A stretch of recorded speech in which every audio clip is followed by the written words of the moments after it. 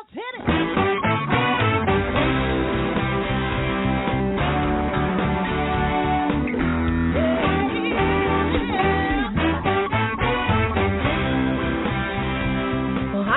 And welcome to Alzheimer Speaks Radio. I'm your host, Lori La Bey, and I'm so excited that you're joining us today.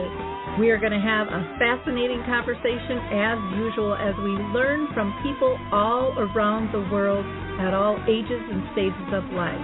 Stay tuned as we shift our dementia care from crisis to comfort. All right, here we go. What you think about, you will bring about.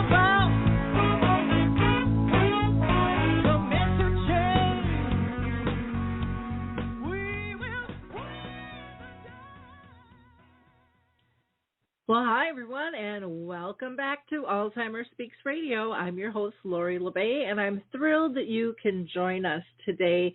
We are going to be talking about when Alzheimer's disease hits your family or circle of friends and how one author dealt with all of that. But before I introduce her, I always, again, just like to let everyone know that Alzheimer Speaks is True Talk Radio. Everyone is welcome to join the conversation. We are live today, so if you have a question or a comment, you can call in at 323-870-4602, though I know most of you listen afterwards to the podcast. I also want to just let you know that the radio show is only one of the forms of education that we do. If you visit alzheimerspeaks.com, you will find a lot more information there, from services and programs to free education and marketing and branding.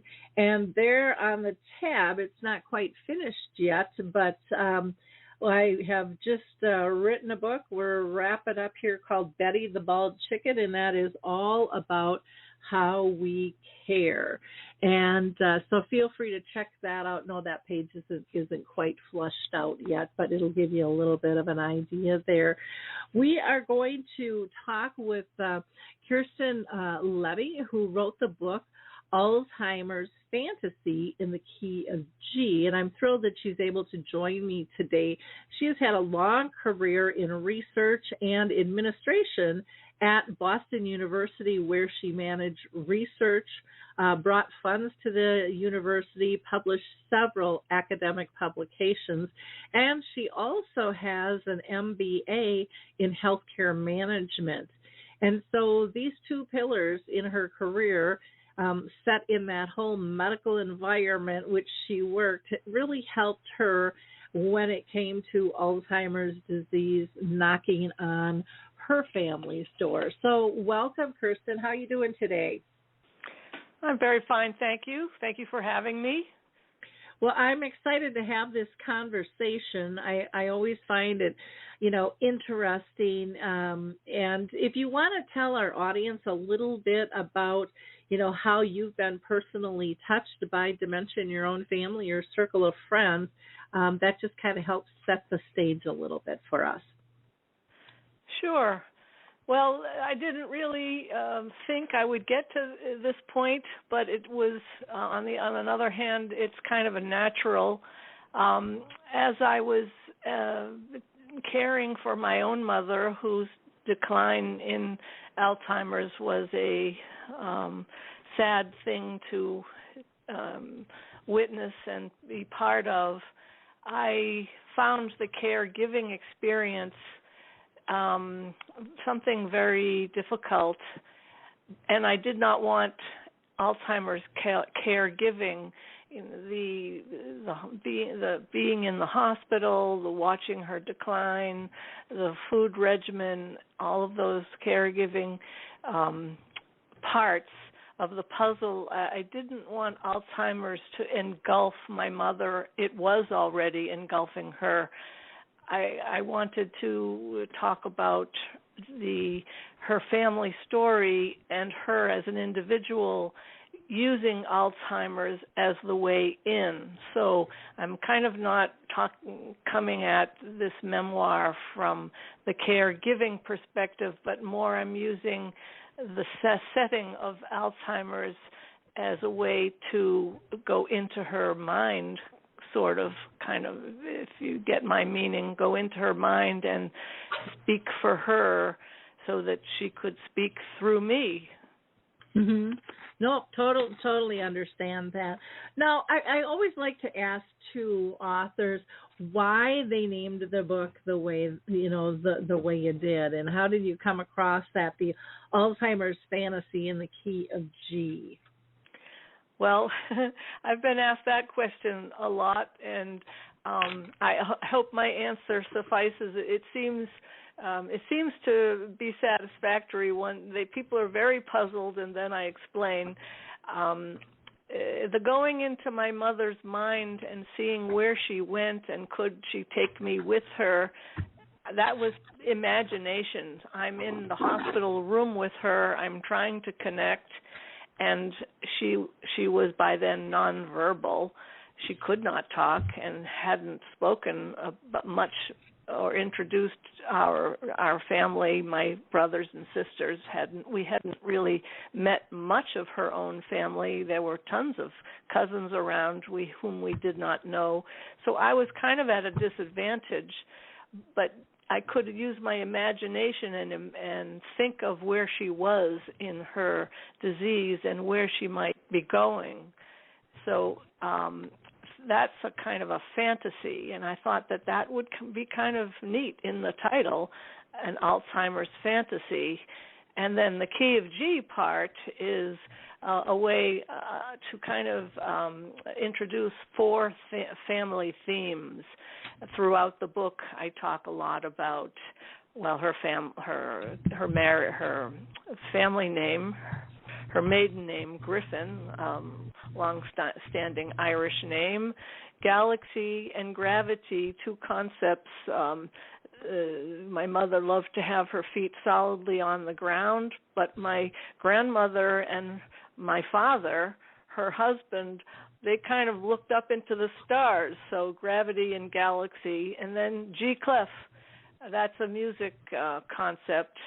I'm using it in my book as a thematic, but there was music in my family, so Key of G. That's where the title comes from. It's kind of long, and it's got a lot of explanation behind it, but I hope it has a little bit of a lilt to it. Yeah, no, that makes perfect sense. You had mentioned that you kind of strayed away from the traditional health memoir format. Did you struggle, putting this together with multiple points of view? Was that difficult for you? Actually, I did it on purpose. When I was relating the story, my Alzheimer's experience with my mother in the hospital and all the years of tending to her needs and going down to visit her where she lived, which was quite a bit away from where I live. When I was encountering all of that and relating what the actual relating, it was kind of like a narrative, and I was talking from the omniscient narrator's point of view, the third person point of view. It was coming out rather dry and kind of lackluster. So I thought of a different way to introduce multiple points of view, mine, my own, my mother's in that spacey place where I went to meet her in her brain. A narrator, I come right out and I use a narrator and I address readers directly as dear reader. When I used those other points of view, things got a little more interesting. So I do stray from the traditional omniscient narrator's point of view, or strictly the first person point of view. I do go a little bit away from that, but I did it on purpose in order to make things a little more interesting. Okay. So you didn't start out that way. It just felt like you needed to kind of adjust it as you went along because it was too dry? I had to adjust it. It was feeling too dry to me, and I was saying, well, where am I in all this? I'm relating all this stuff about being in the hospital and what that means, what the hospital staff are trying to do, how my mother likes it. She didn't like it. It just didn't convey much except for the actual words of explanation. Wanted to go a little bit beyond that. Yep, yep. Well, it's important to capture the reader in the moment and stuff. So I totally understand that. Why don't you tell us, how you experienced storytelling versus, giving care? Well, first I want to start off by saying that I don't want to create an either-or situation. That one is in the experience, one is dealing with it, and people who live with Alzheimer's. I think I read a statistic: 8 years. That's a long time. My own writing of the memoir, and then reflecting after it, and writing. Caring for her, and then the reflection and the writing. That was about 18 years, if I were to calculate it out straight. And I kind of didn't want the caregiving to be engulf the whole story. I thought there was another way to relate to my mother and connect with her by going beyond her simple disease. It was the one she feared the most, and that's the one she succumbed to. I didn't want that to be the defining thing. I wanted to use the setting of Alzheimer's in the last few years of her life. I wanted to use the Alzheimer's setting as the way to set a story that goes way back to her ancestors when they lived in Ireland. And I kind of I introduced her family story by the mechanism of the Alzheimer's caregiving situation. Again, I'm not a clinician, and I don't have the last word on how you give care. Everybody's story is different. Everybody will find it's the story that matters. It's not really the patient who has the disease. The story allows you to speak up for the patient and allows the patient to speak to you in some ways. Agree. And it's the lessons wrapped in all of that experience, too, that I think are so vital. Was there a chapter that was easier to write than the others? Well, again, stuff related to actual caregiving at the hospital, or the day-to-day when I would go drive down and visit and spend the weekend and get the meals taken care of, and what are we going to do today, Mom? And let's don't cancel the Meals on Wheels. Last time you canceled it, you just bailed right out. Please don't do it this time. That stuff was easy to write. I was kind of boiling with it, all the hospital jargon, and that just flowed out of me. But that, again, it wasn't. So it was the easiest to write, but it wasn't where I wanted to stay. I wanted to go beyond that and get into the family story. The hospital would tell me what they would use the jargon, and they needed to make sure that I was at a certain stage of understanding what the end of life means. And when you are in a conversation with healthcare providers, that's the coordinators, the nurses, the treating physician. There's a bunch of you in the room, and you have these meetings.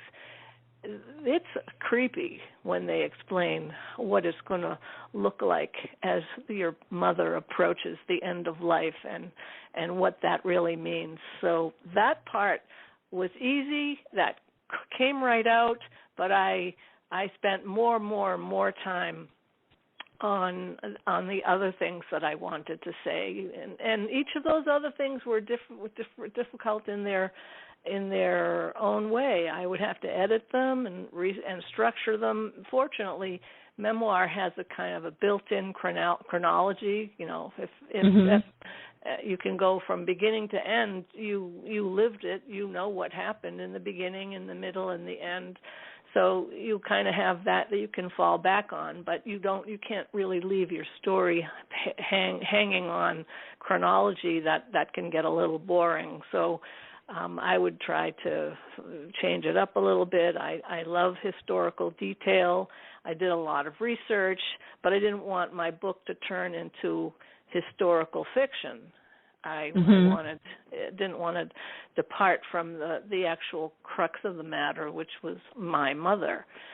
So those pieces, although they were the more kind of, dare I say, entertaining, they had to be managed.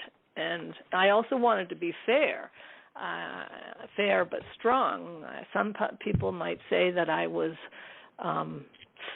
too strong and some not strong enough. So those things had to be managed. Mm-hmm. Okay. Fair enough on that.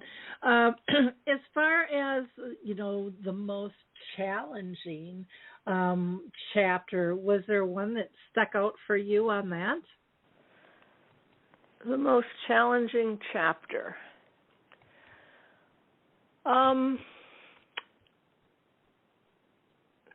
Challenging chapter.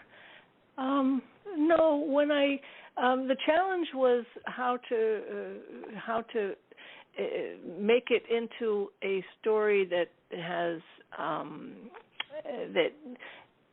my initial drafts. I did 5 full-on drafts, and the initial 3 it kind of read like 2 separate stories. The when my mother had Alzheimer's part, and the part where the immigration from Ireland to Boston and growing up in Somerville, Massachusetts, that came out like 2 stories, and that's exactly what I didn't want. I wanted one story. So the challenge was how to make those coalesce, and when I began with the multiple points of view, I could work things in different chapters that were too chronological in the beginning, but if I worked them in, say having them said by a different person or in a different sequence, it began to take on better shape, and it began to feel like it all belonged. Mm-hmm. So I can't really point to one particular thing, chapter, but I can point to the difficulty as being how to make it all mesh. Okay. Do you think that your background, your work background in research and things helped you prepare for caring on this journey? I think I'd consider myself lucky to have been in a biomedical research environment. It's such a can-do environment, and I was working with a stellar clinician and administrator.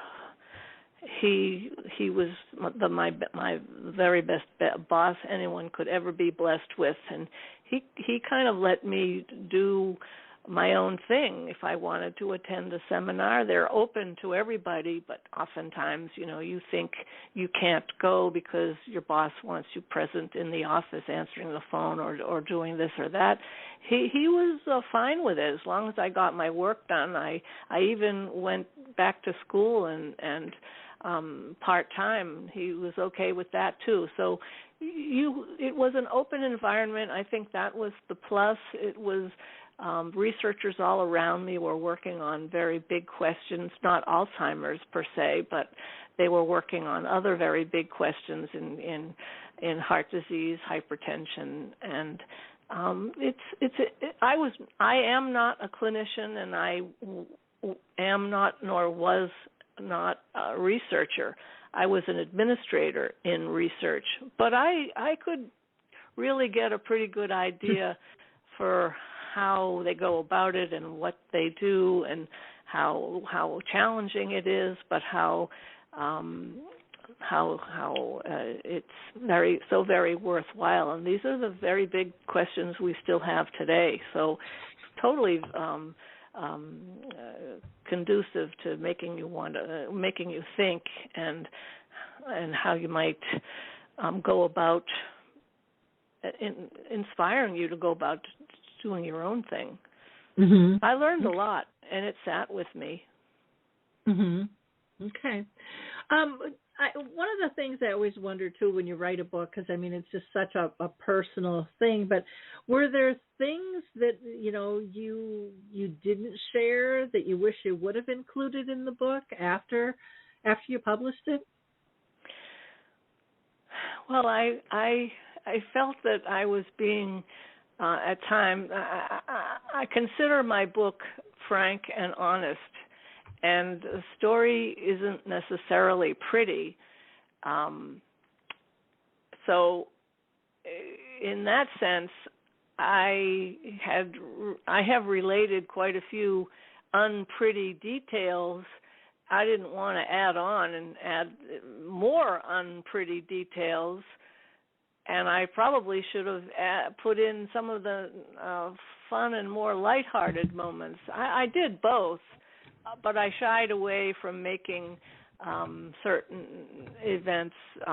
Like, for instance, I was once walking on the beach with my mother. She was a very big beach lover. It was the middle of the winter, and the sand was blowing in our faces. There was a stiff wind. It was very cold. This was Newport Beach in Newport, Rhode Island.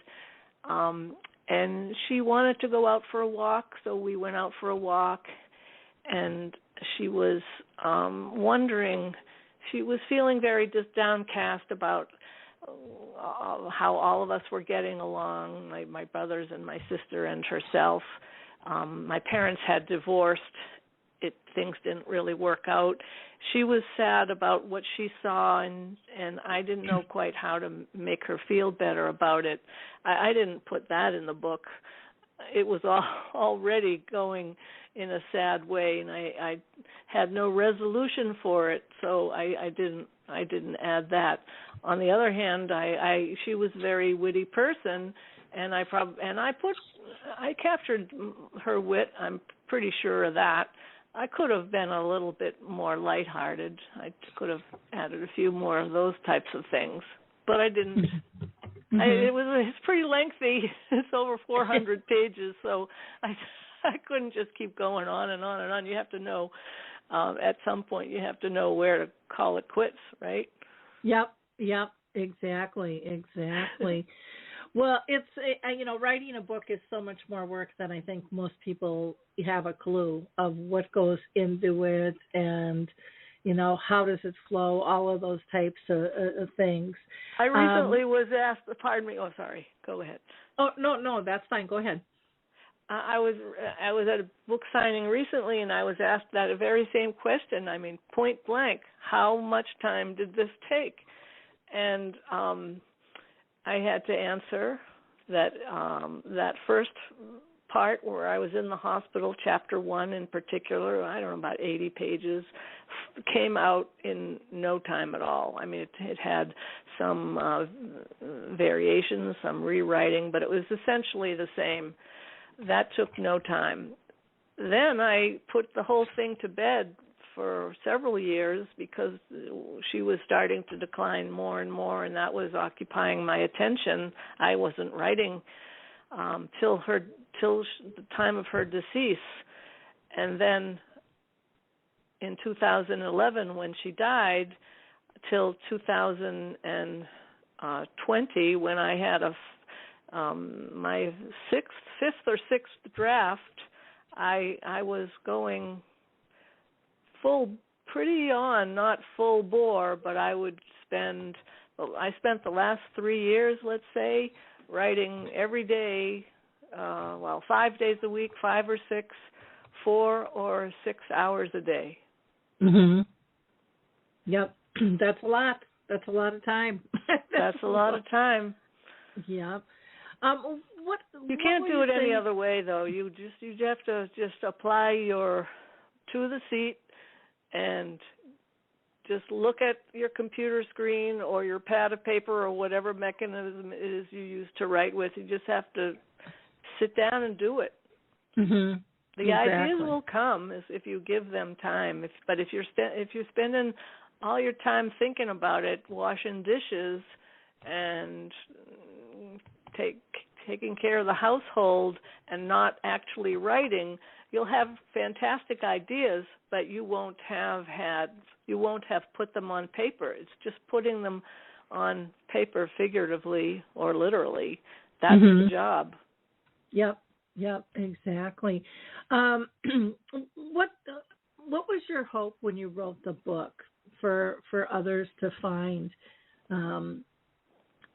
interesting or comforting or insightful in your book? Well, there are a lot of Alzheimer's resources out there, as you have discovered yourself, hence your Alzheimer's Speaks. They're pretty hard to find. There's a ton of them, but they're not in the right locations that you might look. They're not handy at your fingertips. And many of them have to do with the how-to, like guides. I wanted to validate the experience. And funny thing that one of my readers mentioned that having read the book, she felt that her own experience, was empowered in some way.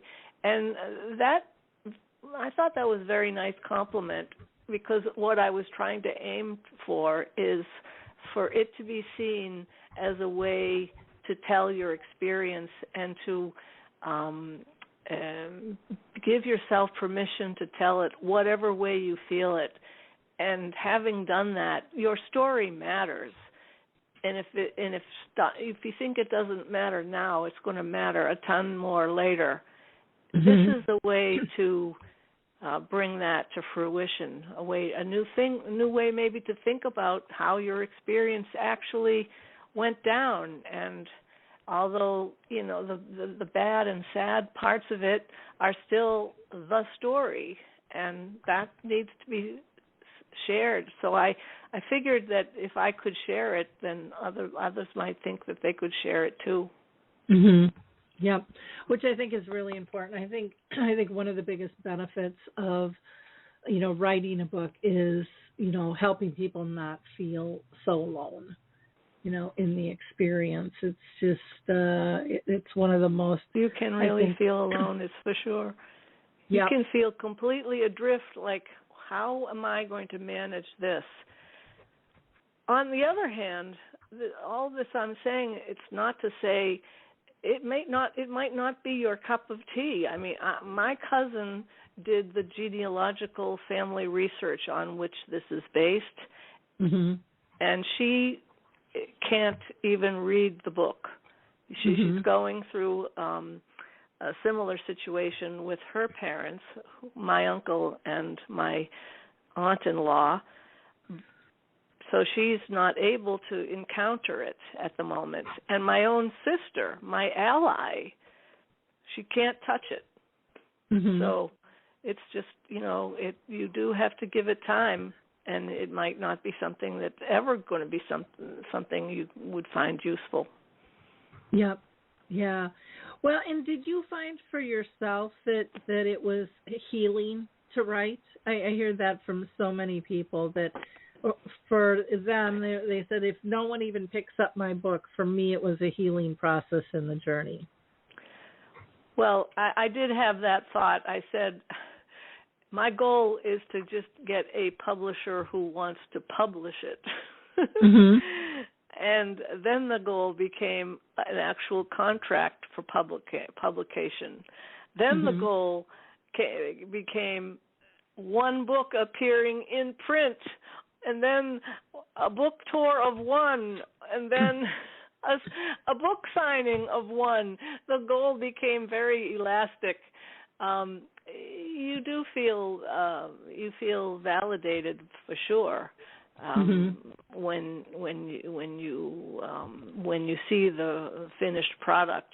But it was not what I envisioned when I set out. It was really the feelings that I got having done it are kind of multiplying now as I think about it, not as when I set myself down to write about it. I mean, I imagined that it would be a healing thing, but I didn't imagine what actually that healing kind of meant. It feels quite a bit like healing now.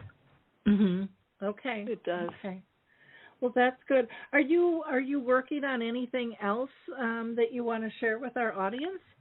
Yes, I am. I unfortunately, when one goes with a small independent publisher, you undertake to do a lot of the marketing your own self. They do it on their end, but they don't have one of these big budgets such as the Houghton Mifflins of the world have. So I knew that I would have to be doing it, and that takes a lot of time, and it's a huge distraction from being able to, as I was saying earlier, sit down on my chair, open my Word file, and write in it. So I regret to say this thing I'm working on, which I hope to be shorter, novella kind of a length. I'm not really able to spend the time on it that I want to, but I have, what it is I have in mind a story about a group of women friends who over time, they've been friends a long time, and they got together with their husbands. All of their husbands have now passed on, and they are reflecting on their marriages with their counterparts, who all of them are immigrants to the United States. So I'm kind of getting into an immigration story, a cultural story, and a long-lived marriage story. That is the point. That's what I want. That's where I want to get, but I'm not making very fast tracks towards it at the current moment. But I will. I'll get back to it. It all takes time, and it unfolds when it's supposed to, too. I think sometimes when you start out with a book concept, it can change over time, too, and take you in a different direction. Like, you were going to write a regular memoir and then decided, nope, I needed to look at this from different angles. Yeah, that's right. Yeah. Do you have any advice? Because I know a lot of our audience probably, I think everybody has a story in them, and they contemplate maybe writing every now and then. Do you have any advice for them? Advice for writing a memoir, or advice for writing a story of any kind? I think writing a story of any kind. I think, it's really the discipline of sitting down and actually doing it. You can have a zillion ideas, but what you have to do is sit down and write it up. Like, it may come out as nonsense, but you can always go back to it afterwards and redraft it more towards what you thought you were thinking. But you got to get it down on paper. And you can choose any style. Your imagination, let it just run wild. You can don't self-edit. Just kind of put it all down there, and at a later time, when you're in editorial mode, you can fix it. But the ideas have to let them bubble to the surface of your mind and then onto the paper. A memoir is a great genre for self-expression, but there's not only memoir. There's lots. Many people choose fiction. Fiction is all made up. That's a real freestyle, freewheeling genre. I'm trying my next piece in fiction, and it's a little scary because it's just so. Anything goes. You really have to think, what's the plot? Who are the characters? What are they going to do? What are they going to say to each other?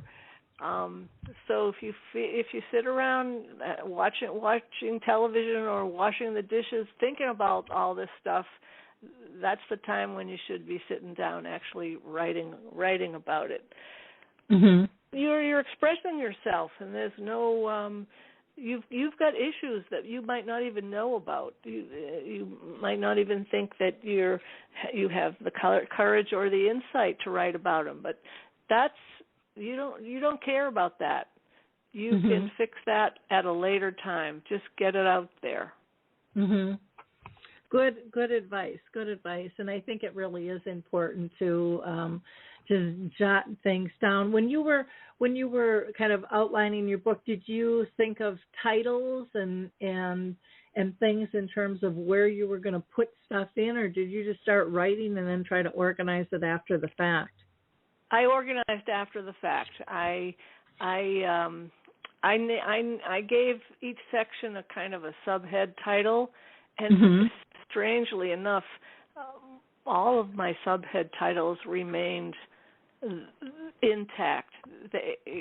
With very few exceptions did I change them. They kind of are. They're still the structure of the book. And the chronology of it, the memoir, the flashing back and the flashing forward, those are all encapsulated by the subtitles that I gave each chapter, and they're the ones that I thought of as I was writing. What I changed was I would put them in different order a lot. I changed the structure a lot. Okay. I played with the different points of view a lot. I would think, now who's the best person? Shouldn't I be the one saying this? But if I say it, I'm going to look like I'm a know-it-all. So this is going to be one time when I'm going to address a question to the reader, dear reader, or something else. Now, this is something perfect that my mother, this is what she used to say, and I'm sure she's going to say this about this. So let's have this come out of her mouth. You can be very after you've got your characters, you can be pretty analytical about what it is more likely the one is going to say and the other is going to say back, and you can then you get dialogue that goes back and forth. It kind of magically unfolds. I mean, in an ideal world, it's magic. It's not really magic, but I think you get the idea of what I'm trying to say. Yep, for sure. Well, is there anything else that you want to share with our audience about your book and your journey at all? Well, I'm very glad I did it, and I have a kind of a new understanding, if I might say, with my children, and my husband, they didn't know 3/4 of all of this. Much of it they knew. They saw me going down to Newport to take care of my mother. But lots of things in my past they didn't know. You grow up, you don't really talk about the family story, or in my family we didn't. So this I'm very pleased that my family has come to know how I grew up by reading this, and everyone has read it. I'm pleased to say. So that's also something new. Something that I've enjoyed in this whole process. So it's had I feel very satisfied by that. If nothing else, I've got that. It's a great thing to have. Did you have any family that pushed back on your writing about this at all? Because I know sometimes families go, you shouldn't share that stuff. That's private. Well, yeah. I mean, I had my cousin. She was. In her words, offended. She didn't like how Alzheimer's was being portrayed. The parts of the disease, the parts of the interaction with yourself and the patient. She's going through it herself, so I understand. I didn't like it myself. I understand her not liking it, and she she also suggested a couple of name changes, which I seeing her point of view on it, I totally agreed with. So I did quite a lot of name changing. Mm-hmm. So she's the principal one, and my sister, I've been a little bit disappointed because she doesn't want to talk about it at all. Mm-hmm. Okay. But push back in terms of this. No one's come out and say no, don't write that. Mm-hmm. Okay.